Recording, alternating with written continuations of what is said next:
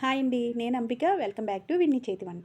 ఈరోజు వీడియోలో అల్లం చట్నీని ఎలా తయారు చేసుకోవచ్చో ఈ వీడియోలో చూపిస్తాను. మీరు కూడా ఇంట్లో తప్పకుండా ట్రై చేయండి.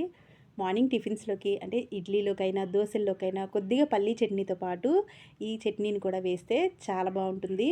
మరి ముందుగానే ఇలా చట్నీ చేసేసి పెట్టుకుంటే పిల్లలకి ఎలాగో సెలవులు అయిపోతుంది కదండి, స్కూల్ స్టార్ట్ అవుతాయి.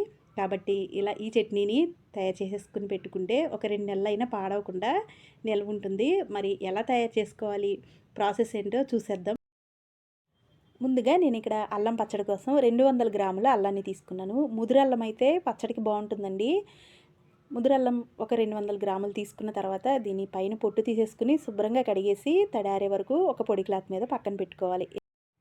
తర్వాత ఒక 200 గ్రాముల అల్లానికి 200 గ్రాముల ఎండుమిరపకాయలను అయితే తీసేసుకున్నాను. మీరు కావాలి అంటే పచ్చికారమైన వాడుకోవచ్చండి.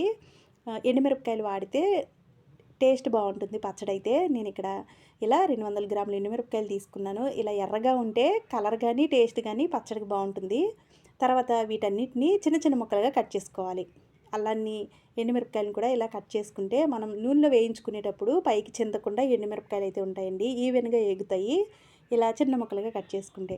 ఇప్పుడు స్టవ్ ఆన్ చేసేసుకుని ప్యాన్ పెట్టుకుని ఒక గరిటె వరకు ఆయిల్ వేసుకోవాలి. ఆయిల్ వేడైన తర్వాత ఒక 2 టేబుల్ స్పూన్ల వరకు పచ్చిశనగపప్పు వేసి 4 టేబుల్ స్పూన్ల మినపప్పును కూడా వేసుకుని ఇవి దోరగా ఫ్రై చేసుకోవాలి. దగ్గరుండే ఫ్రై చేసుకోవాలండి. ఇవన్నీ మాడితే పచ్చడి అయితే అస్సలు బాగోదు. ఇలా దోరగా వేగిన తర్వాత దీనిలో ఒక టేబుల్ స్పూన్ వరకు మెంతులను వేసుకోండి. తర్వాత ఒక 4 టేబుల్ స్పూన్లు ధనియాలను కూడా వేసుకుని వీటిని కూడా దోరగా ఫ్రై చేసుకోవాలి. ఫ్లేమ్ని లోలోనే పెట్టుకుని దగ్గరుండి వీటిని ఈ విధంగా దోరగా ఫ్రై చేసుకోవాలి. ఇవి కూడా ఫ్రై అయిన తర్వాత ఒక టేబుల్ స్పూన్ జీలకర్రని కూడా వేసుకోవాలి. ఈ జీలకర్రని కూడా కొద్దిసేపు ఫ్రై చేసుకోవాలి.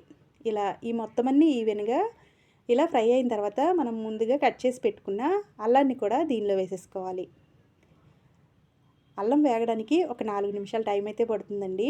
అల్లం పూర్తిగా వేగింది అని తెలియడానికి మనకి మంచి స్మెల్ అయితే వస్తుంది. అప్పుడు స్టవ్ ఆఫ్ చేసేసుకోవచ్చు.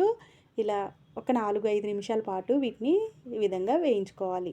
ఇలా వేగిన తర్వాత దీనిలోనే ఒక పెద్ద నిమ్మకాయ సైజ్ అంతా చింతపండును కూడా యాడ్ చేసుకోవాలి. ఇలా వేసేసుకుని వీటిని ఒక 2 నిమిషాల పాటు ఫ్లేమ్ని లోలో పెట్టుకుని వీటిని కూడా ఫ్రై చేసుకోవాలి. దీన్ని కూడా ఇలా ఫ్రై అయిపోయిన తర్వాత ఇప్పుడు స్టవ్ ఆఫ్ చేసేసుకుని ఇవన్నీ పూర్తిగా చల్లారే వరకు ఒక ప్లేట్లో వేసేసుకోవాలి. పూర్తిగా చల్లారిన తర్వాతే మనం ఇది మిక్సీ పట్టుకోవాలండి. ఇలా ప్లేట్లో వేసుకుంటే త్వరగా మిక్సీ పట్టుకోవచ్చు. తర్వాత అదే ప్యాన్లో మరి కొద్దిగా ఆయిల్ వేసేసుకుని ఈ ఆయిల్ వేడైన తర్వాత ముందుగా కట్ చేసి పెట్టుకున్న ఎండుమిరపకాయలను కూడా వేసేసుకోండి. ఇలా చిన్నగా కట్ చేసుకుంటే మనకి చక్కగా వేగుతాయండి ఎండుమిరపకాయలు అనేవి. దగ్గరే ఉంటే ఫ్లేమ్ని మీడియంలో పెట్టుకుని కంటిన్యూస్గా కలుపుకుంటూ ఇవి వేయించేసుకోవచ్చు. అస్సలు మాడిపోకూడదు. ఇలా ఈ ఎండుమిరపకాయలు కూడా ఇలా వేగిన తర్వాత స్టవ్ ఆఫ్ చేసేసుకుని దీనిలో వెల్లుల్లిపాయని నేనైతే ఒకటి వేసేసానండి. ఒక వెల్లుల్లిపాయని ఈ విధంగా విడదీసేసుకుని దీనిలో వేసేసుకోవాలి. ఇవి కూడా పూర్తిగా చల్లారే వరకు పక్కన పెట్టుకోవాలి.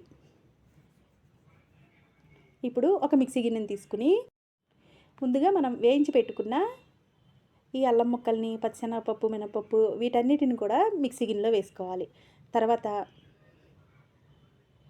దీనిలో ఎండుమిరపకాయలను కూడా వేసేసుకోవాలి. ఎండుమిరపకాయలు, వెల్లుల్లిపాయని ఇవన్నీ వేసేసుకున్న తర్వాత దీనిలోనే రుచికి సరిపడా ఉప్పును కూడా వేసుకోండి. ఆ వీడియో క్లిప్ అయితే మిస్ అయింది. ఇలా వేసేసుకున్న తర్వాత దీనిలో 200 గ్రాముల అల్లానికి ఒక 1/2 కేజీ బెల్లం వేసుకున్నాను. నేను ఇక్కడ కుంది బెల్లం వేసానండి. ఇదైతే చాలా స్వీట్గా ఉంటుంది. ఇలా దీన్ని తురిమేసుకుని ఇలా మిక్సీ గిన్నెలో వేసేసుకుని దీన్ని మిక్సీ పట్టుకోవాలి. ఒకవేళ మీరు ఇది మిక్సీ పట్టేటప్పుడు పచ్చడి కొంచెం గట్టిగా అనిపిస్తే ఒక గిన్నెలో వేడి నీళ్ళు వేడి చేసుకోండి ముందుగానే. ఇది మిక్సీ పట్టేటప్పుడు కొద్ది కొద్దిగా ఆ వేడి నీళ్ళు పోసుకుంటూ మనం మిక్సీ పట్టుకోవచ్చు ఈ పచ్చడిని. వేడి నీళ్ళే పోయాలండి పచ్చడికైతే. చల్లనీళ్ళు పోస్తే పచ్చడి పాడైపోతుంది. కాబట్టి ఇలా ముందుగానే వేడి నీళ్ళు పోసుకుంటూ ఇలా మిక్సీ పట్టేసుకోవాలి. నాకైతే ఒక టీ గ్లాస్ వరకు వేడి నీళ్ళు పట్టేయండి. బాగా మరిగించిన నీళ్ళు కొద్దిగా చల్లార పెట్టుకుని వీటిని పోసుకుంటూ మిక్సీ పట్టుకోవాలి. పచ్చడి కన్సిస్టెన్సీ ఈ విధంగా ఉండాలి. ఒకవేళ మీకు దీనిలో స్వీట్ సరిపోకపోయినా, ఉప్పు సరిపోకపోయినా ఈ టైంలో వేసుకుని మిక్సీ పట్టుకోండి చూసుకుంటూ. ఇలా బాగా మెత్తగా మిక్సీ పట్టుకున్న తర్వాత ఇప్పుడు ఈ పచ్చడికి తాలింపు అయితే వేసేసుకుందాం. రుచి అయితే చాలా అంటే చాలా బాగుందండి. చాలా కలర్ఫుల్గా కూడా ఈ పచ్చడి వచ్చింది. మంచి ఎండుమిరపకాయలు అయితే వాడుకోండి. ఇప్పుడు అదే ప్యాన్లో మనం ఈ పచ్చడికి కావాల్సిన పోపును వేసేసుకుందాం. ఒక 2 గరిటెల వరకు ఆయిల్ వేసుకుని, ఆయిల్ వేడైన తర్వాత కొద్దిగా పచ్చిశనగపప్పు, అలాగే కొద్దిగా మినపప్పుని, కొన్ని ఆవాలని వేసుకుని దోరగా ఫ్రై చేసుకోవాలి. తర్వాత ఒక 2 రెబ్బల కరివేపాకును కూడా వేసేసుకుని ఈ విధంగా ఫ్రై చేసుకోవాలి. ఈ పోపంతా బాగా దోరగా ఫ్రై అయిన తర్వాత స్టవ్ ఆఫ్ చేసేసుకుని, ఈ తాలింపు అనేది పూర్తిగా చల్లారిన తర్వాత మనం ఈ పచ్చడిని దీంట్లో కలుపుకోవాలి.